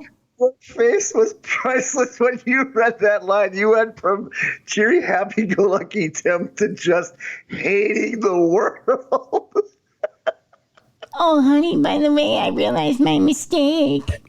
Yeah, you're fucking putz. That's your mistake. Mr. I dressed my... Ooh, you know what? I saw a goddamn picture. Now you put me on it, Mark. Now you put me on it. If you wouldn't have mentioned that I didn't read your notes, I wouldn't have gone on this tangent. But you know what? I'm going on the tangent. Quick mini tangent. So somebody on it, there's Minnesota Vikings Reddit that I follow. I don't know why your blood pressure goes up every time you read it. Oh my God, does it ever? Although I'm now cleared by the cardiologist, so I can go on these little you can watch the Viking season then. Okay. Now I can, yes. So on the Minnesota Vikings Reddit, this fucking dork, everybody is dressed in, the NFL provides outfits for the players when they ride the bus. Yes. They're riding to... I get that from Lewis Black. They're riding the bus to, I think it was to Seattle, or to a organized practice with Seattle, I think is what it was. I don't remember. It was before the preseason game, the first preseason game. So they're all wearing their black warm-ups. Okay, or it was to the game, one or the other. So they're all wearing the standard Minnesota Vikings black warm-ups by Nike. Okay. Every single effing player was wearing the black hooded warm-ups, except for Mr. Coles, who his wife dressed him that day. He used his goddamn Coles bucks to get an outfit. Yeah. And he looks She did. He didn't. She did. No, of course not. He doesn't have the brains to dress himself. So mommy dressed him for the bus, right? Yep. I mean, quarterback. Complete. Did you just say good quarterback? Yes, I did. Good quarterback for what? Junior high? For the opposite team. Yeah. Oh, he's great for Seattle. So he's wearing his socks up to his knees, of course, which you don't need unless you're wearing compression socks. And I think he was wearing them with slides. He doesn't even know they're called slides. He still calls them sandals. And he's talking to Justin Jefferson, who's looking off in the distance like, I don't know this white bread chicken shit motherfucker. Just throw me the ball. Right. Just throw me the ball and shut the fuck up is the look he has on his face. Pardon my language, folks. I'm a little heated right now. Everybody else is dressed in black warm-ups. They're all looking away from him like, listen here, Kirko Nerdo. We're not with this guy. You should dress like the rest of the goddamn team, Chicken Little, and just leave us alone. But no, mommy had to dress him this morning, and she ignored the memo from the team, and the NFL, which says, dress in your goddamn sweats. I found out where the bus was going, by the way. I looked it up. Where was it? Louisville. God damn it. Of course, I walked right into that one. Yes, you did. It was like a Kirk Cousins pass. Just a lob in the air for anyone to catch. Yeah, it was. It was high and to the left. Thank you, Mark. Thank you. I cannot thank Mark enough. If this is the only part of Parashare, I'm okay with it. People are talking about Kirk Cousins, one of the most accurate passers in the league. My God. He's a nice guy. Justin Jefferson jumps so much, I call him Jiminy Cricket.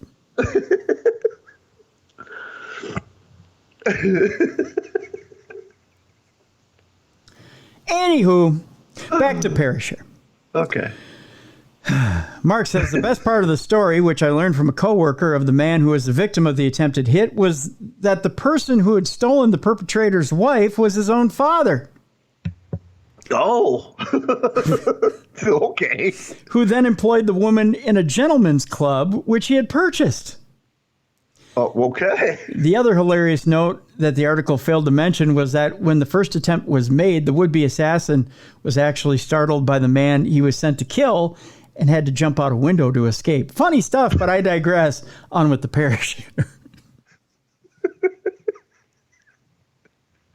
That's why you don't go to family reunions to pick up women. That's right. You got it. Okay, here we go. The story happened about 5 years ago. At the time, the girl that I live with worked late nights, sometimes until 4 a.m. or later. This would leave me home alone to fall asleep at night with only the company of her small poodle mix, Chum Lee. I actually knew a guy in high school named Chun Lee who was from Vietnam. There's a Pawn Stars guy named Chum Lee. Yeah. Oh, this is Chum with an M. Oh, okay. Yeah. Yeah, Chum Lee. CHUM? Yeah, Chum. Yeah, that's the Pawn Stars guy. Okay. Maybe he was named after him. Maybe she got him at a pawn shop. Could be. On this night, me and old chum turned in for the night, opting to watch some Netflix to wind down. Oh, that's nice. Yeah, it's a good way to wind down, I guess. Yeah, just saying. You know what would have wound you down even more? Watching that quarterback series on Netflix. That would have. I liked it. It was a great series. I still haven't watched it. You know why?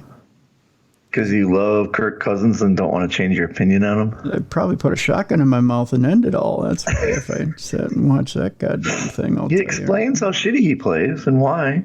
Oh, I don't need an explanation. I've seen it firsthand. I don't need to relive it. I've seen it. Anyway, back to Chum Lee and Mark. They're on the couch. I'm sorry, are they on the couch? Yeah. No, they're winding down to go to bed. Yes, I see. Okay, yes. So they're home alone and falling asleep at night with only the company of her small poodle mix, Chum Lee.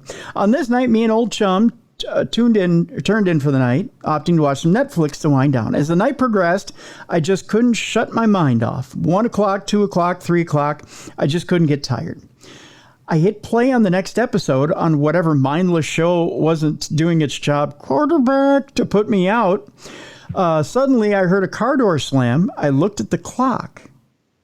Ooh, okay. My story jumped, sorry. I looked at the clock. It says it was after 4 a.m. Oh, man, I thought. She's going to come in here and want to tell me about her night, and then I'll never get to sleep. Oh, Mark. You're not supposed to say it out loud, man. You're just supposed to keep it in your head. Yeah, exactly. She could be listening. So I did what any good guy would do, not put it in the letter. I turned on my side, pulled the covers up over my head, and played Catatonic. There you go. Yeah, I've done that. Yeah. A minute later, I hear the front door open, followed shortly by the bedroom door. Now, the side of the bed where she sleeps is pushed right up into a corner, so to get by me, she basically had to crawl around my legs at the end of the bed to get into her spot. And that's exactly what I felt a moment later. The bed pushed down around my feet, then my side, and off into her corner. Don't move, I told myself. She'll be tired and be out soon. We don't do that stupid discussion and conversating. She'll be like, do you really think Kirk Cousins meant to throw it short on 4th and 8? Then I heard a voice, muffled, so that I couldn't understand it. I was holding the blanket up over my head against my ear, so this made sense to me. Then I heard the voice again. It was soft, like a whisper, but reminded me of how adults talk in the Peanuts cartoons, as I couldn't understand what it was saying. Okay, in defense, that's how my wife sounds when she talks to me, and I don't want to pay attention. So it's like... I did notice an inflection at the end, like a question being asked. So by the third time I heard it, I decided I better see what she wanted. So it was... I rolled over to ask what was so important that she had to wake me for, and an empty corner. I was alone. My mind raced. I heard her come in. I felt the mattress pressed down. I heard a voice. Could I have dozed off? I wasn't tired, but I told myself I must have. I looked back at the clock, and it was only minutes after the last time I looked. If I was dreaming, I wouldn't have dreamed the exact right time. I resumed my show to keep myself believing nothing had just happened. About 20 minutes later, I heard a car door again, followed by the front door, and finally the room door swung open.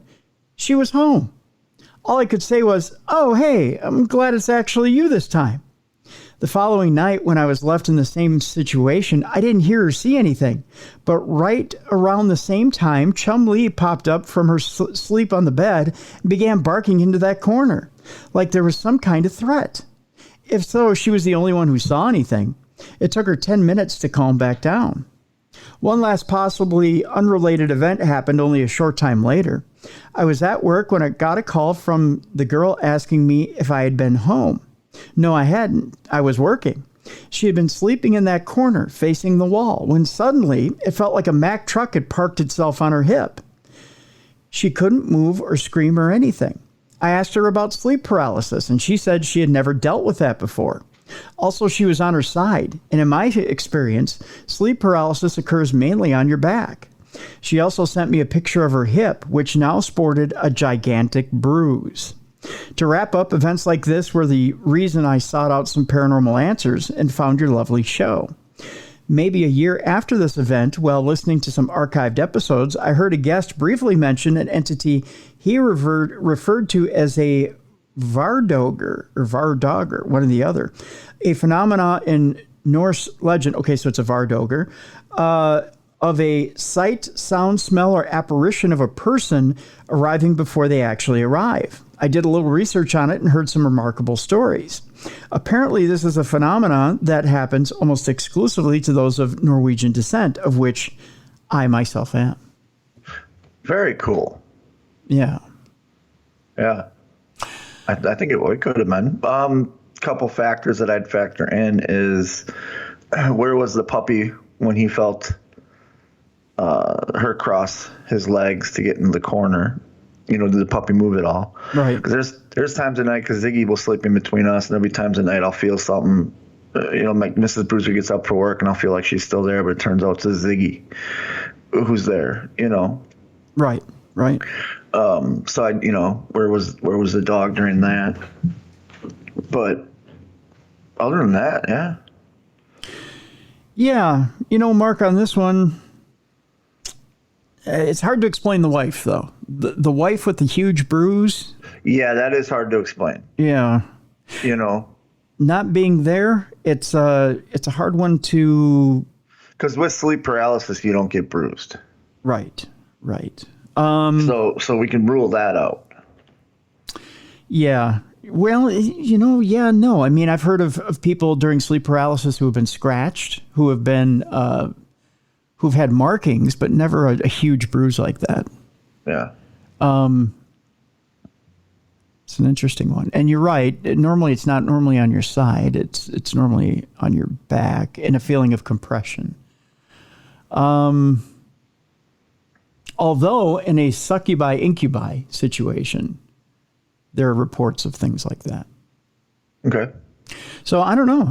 I would encourage you to look into things like past hauntings of the house or deaths in the house, things like that, and do a little investigation and see if something like that has happened in that house. Also, check since he's of Norwegian descent, check with family members, see if they've ever experienced something like that, because it could be something within their Norwegian side of the family.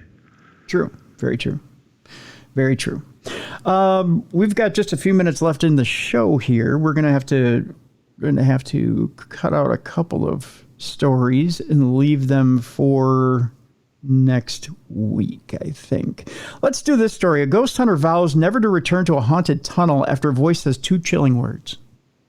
Really? Ooh, so I got to hear these words, see what happened. Yeah. Because there's times where I've been to hauntings or something's happened on investigation where it's chilled me to the core. Absolutely. That's just human nature, I think. Mm-hmm.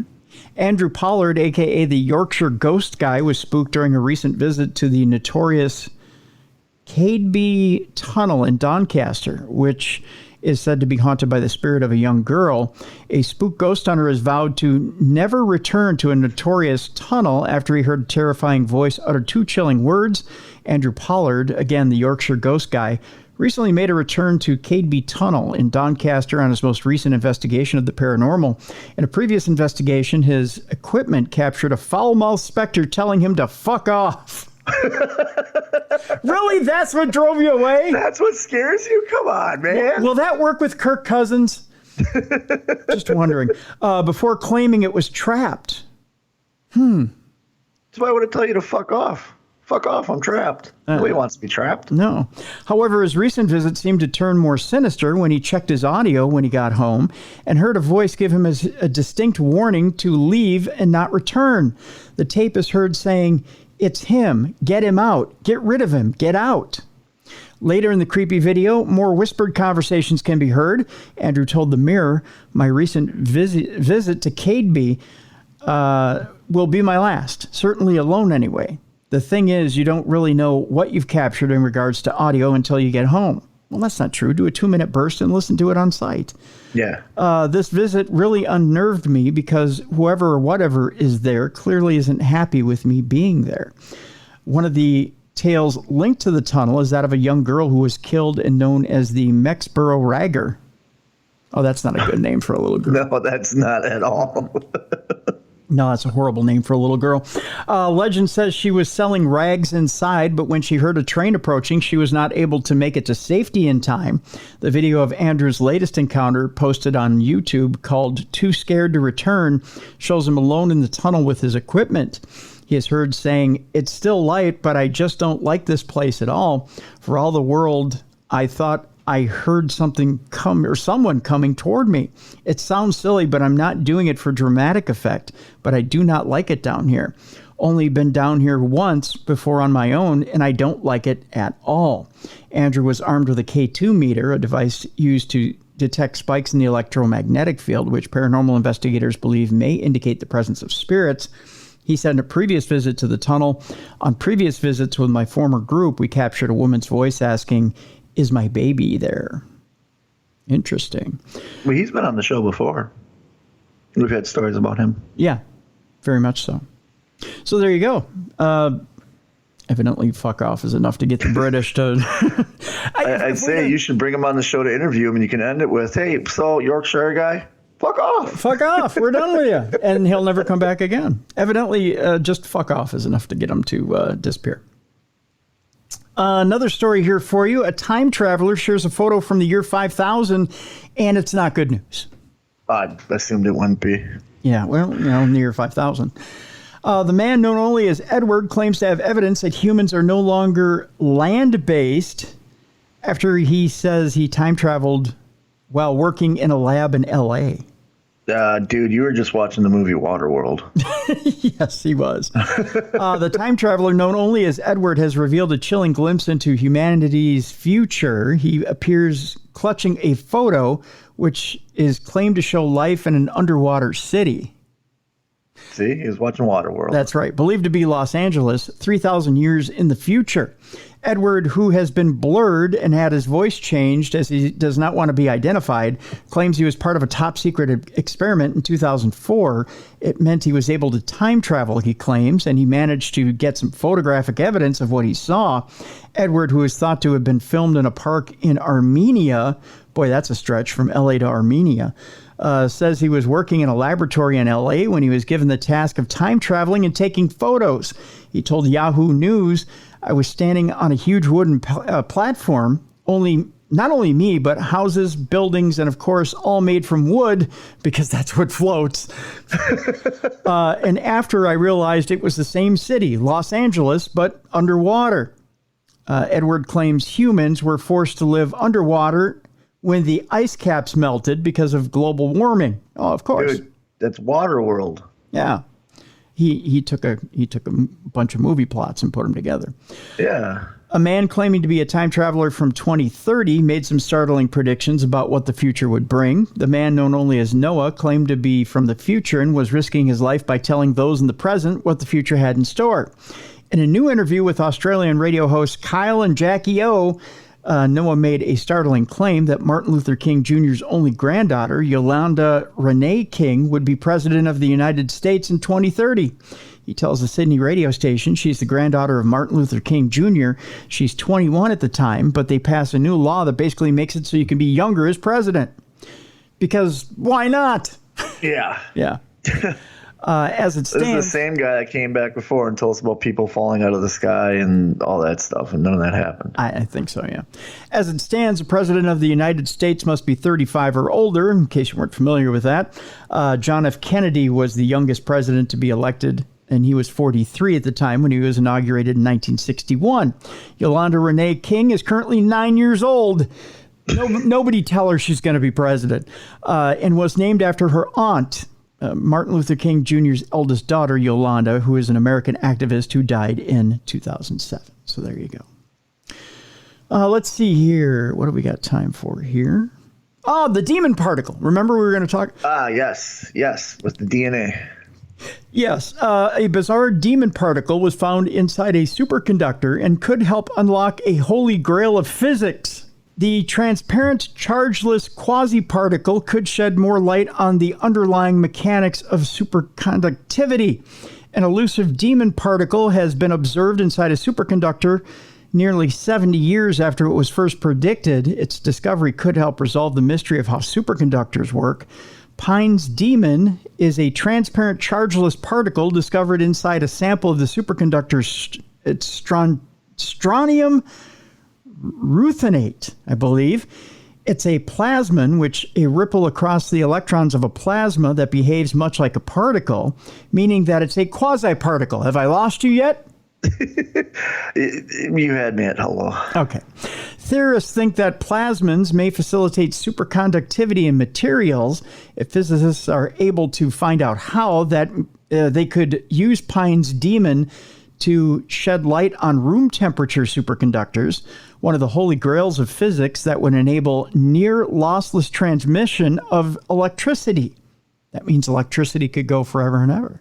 So this isn't demon as in paranormal demon. This is named a particle demon. Yeah, they named it a demon particle. The researchers published their findings August 9th in the journal Nature. Demons have theoretically conjectured for a long time, but experimentalists have never studied them. That, according to Peter Abamonte, who is a physics professor at the University of Illinois Urbana-Champaign, said that in a statement. In fact, we weren't even looking for it, but it turned out we were doing exactly the right thing, and we found it. Well, congratulations. Way to go, nerd. Wow.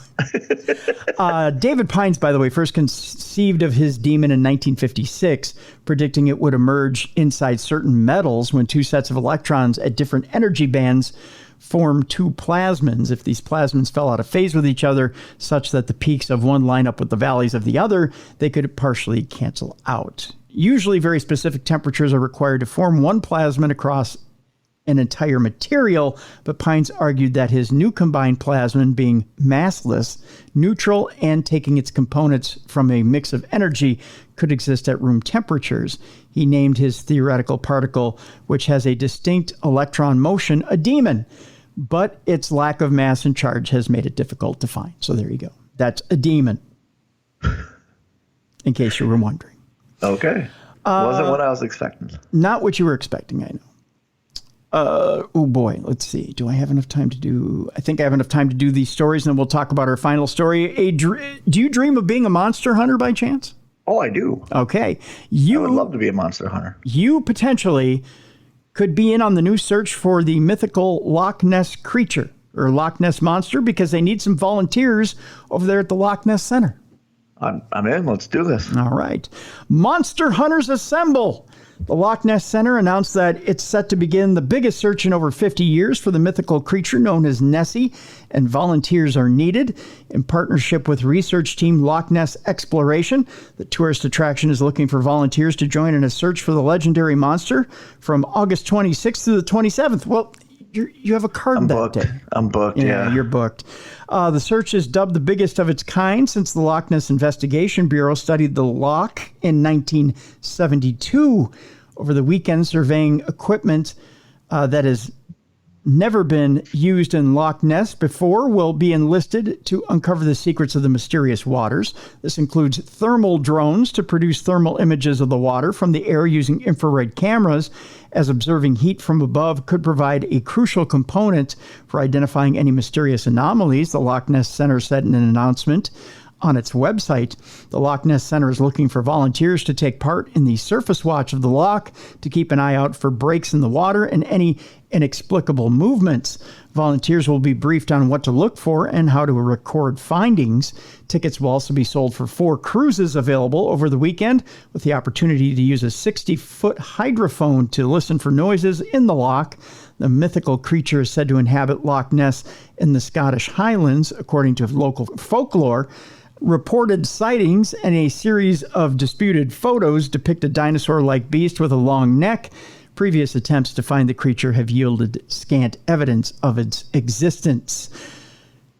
One other story here, Bruiser. A 400-year-old vampire child has been found buried with its foot padlocked to stop it from rising from the grave. Well, yeah, you don't want those little fuckers running around. So saith the Bruiser. Again, we go back to Poland, our second Polish story of the day. All right. I think that's what we call our Polish Daily Double. Archaeologists in Poland have unearthed the 400-year-old skeleton of a young child buried face down with an iron padlock on its foot. I know some people call that discipline. We just say it's the way you capture a child vampire. I call it third grade. That's what we called third grade, yes. Yeah, that's how we were disciplined in third grade. Seemingly to stop it from rising from the dead. The child was buried in the 17th century in the village of, I believe that is Pien. You might say Peen, near Poland's northern city of, I believe it is Bydgoszcz, something like that. And what it seems to have been a graveyard for abandoned souls and the poor who could not afford to be buried in a churchyard. Oh, my God. Oh. The archaeologists estimate that the child was between 5 and 7 years old at death. Oh, my gosh, that's horrible. The remains were found just a few feet away from the skeleton of a vampire woman discovered last year, who was buried at about the same time with a sickle placed over her neck and a similar padlock on her foot. I remember having that story. Yeah. Yep. According to the traditions of the time, such padlocks were intended to secure a corpse in its grave. The padlock shows the people were afraid of this child after its death. Darius Polinsky, an archaeologist at the Nicholas Copernicus University in Turin, told Live Science a third padlock was unearthed in the same graveyard, though only scattered bones were found nearby. No other child skeletons buried like this have been found at the site, and it is likely this is the only known example of such a burial in Europe, according to Polinsky. And finally, the fight of the century. We're talking about this as we end the program today. Elon Musk has teased an epic location for the fight, but Mark Zuckerberg says he's not holding his breath. We talked about this earlier in the program. In a series of social media posts, Elon Musk said he has been in contact with the Italian Prime Minister and the Minister of Culture about hosting the event, but Zuckerberg has said no date has been agreed to. The rumor, again, is that he wants to work with Dana White. Elon Musk has suggested his planned cage fight with Meta co-founder Mark Zuckerberg will take place in an epic location. In a series of posts on X, formerly known as Twitter. We still call it Twitter. Musk, the company's controversial owner, said he has been in contact with the Italian Prime Minister and Minister of Culture about hosting the event. But he can do all he wants, but if he doesn't have Zuckerberg on board, it's not going to happen. That's right. You're fighting the air at that point. Zuckerberg took to Meta's social media platform Threads to say that he is not holding his breath for Musk to agree to a date. He said, I love this sport, but I've been ready to fight since the day Elon challenged me. Oh, somebody's training. If he ever agrees to an actual date, you'll hear it from me. Until then, please assume anything he has, or rather anything he says has not been agreed on. Ooh, he took a strong stance there. He's throwing it at him. Yeah, he continued, not holding my breath for Elon, but I'll share details on my next fight when I'm ready. So Zuckerberg could fight outside of Elon. Well, he's, like I said, he's been doing, I think it was judo or jiu-jitsu or something. So he's been competing. Yeah. For years now. He's a high-ranking belt. Which I'm surprised. He also said, when I compete, I want to do it in a way that puts a spotlight on the elite athletes at the top of the game. You do that by working with the professional orgs like the UFC or ONE to pull this off well and create a great card. He also posted a picture of himself fighting in his backyard octagon. You spoiled bitch. He also reconfirmed the fight will be live streamed on X and Meta. Musk, who is 52 years old, wrote, the fight will be managed by my and Zuck's foundations, not UFC. Live stream will be on this platform and Meta. Everything in camera frame will be ancient Rome, so nothing modern at all. I told you he's going for the Colosseum. Yep. He added, everything done will pay respect to the past and present of Italy, and all proceeds go to veterans. Musk also posted the word gladiator with 2 emojis of swords crossed, as well as the Latin phrase dulce est despere in loco translated as "it is pleasant to be frivolous at the appropriate time." Yay. This led some ex-users to speculate that the cage fight might be held at the Colosseum, the largest standing amphitheater in the world, where gladiatorial contests were held during the Roman Empire. Musk has also previously posted some chance fight happens in the Colosseum. Spokesperson for the Italian government did not respond to Sky News' questions, but its culture minister said on Twitter that the fight would not take place in Rome. The latest development comes after weeks of teasing between the two men over the fight, which is so far has not been formally organized. They've agreed to fight in June when the billionaire Tesla boss wrote he was up for a cage fight with Zuckerberg, who replied, "Send me location." Musk, who bought Twitter for $44 billion last October, has said he almost never works out. Oh, so that should be good. This would be great. Yeah, Zuckerberg's going to wipe the floor with him. Yeah, he is. The 39-year-old Zuckerberg holds a blue belt in jiu-jitsu and recently won gold and silver medals in a tournament. He took up the sport as well as MMA during the pandemic, and says he now trains 3 to 4 times a week. The animosity between the pair appears to have been sparked by Meta releasing a direct rival to X called Threads, which saw rapid growth on its launch. Musk threatened to sue Zuckerberg's Meta, claiming he copied X. This is just two nerds trying to have a dick swinging contest. That's all it is. That's right. And I look forward to every delicious minute of it. So that'll do it for today's program. Bruiser, where are you going to be? I'm off this weekend. I am at home wrestling with the pups and Mrs. Bruiser. There you go. There you go. I am up at KNSI this weekend on Saturday between 7 and 9 p.m. Eastern Time. If you'd like to hear me peddle the news, the sports, and the weather, you can do it by listening to KNSIradio.com between 7 and 9 Eastern Time, or simply jump on social media during that time and say good morning to me. Yeah. I appreciate that as well. If people want to be trained by the best in professional wrestling, Bruiser, how do they get a hold of you? AMLwrestling.com/training-academy. Mm-hmm. Folks, come on out and learn how to wrestle. There you go. Folks, on tomorrow's show, boy, have we got a good show tomorrow. Yeah. Daryl Marston from A&E's Ghost Hunters is on the program. He has a brand new book that is out on Llewellyn Books. And it is about one of the first cases that he ever tackled. And I'm smack dab in the middle of the book right now, and it is fascinating. It's based on the House of Wills. Oh, okay. I've heard of that. Yeah. And I'll tell you, this book is completely enthralling. Okay. We're going to talk to Daryl about his experiences, and we're going to talk about the book itself and why the house keeps calling him back. Okay. Yeah. There's some supernatural elements to it. There's some satanic elements to it. Ooh. Yeah. So we're going to talk to Daryl tomorrow about his book about the House of Wills. So. Sounds good. It's tomorrow on the program. Looking forward to it. Me too. Yep. Want to remind you guys, Mint Mobile. Mint Mobile is our sponsor for today. I want to encourage you to check out Mint Mobile. $15 a month, unlimited talk, text, and data. You can't beat that. No, you can't. You can't. MintMobile.com/darkness. Check it out. Folks, I'm telling you, I have it on my iPhone. It is amazing. No interruptions whatsoever. And I knocked my bill down from $180 a month to $15. I mean, come on.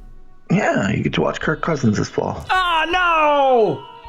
Not watching Kirk Cousins this fall on Mint Mobile. Why would I sully my beautiful iPhone with Kirk Cousins? True. Very true.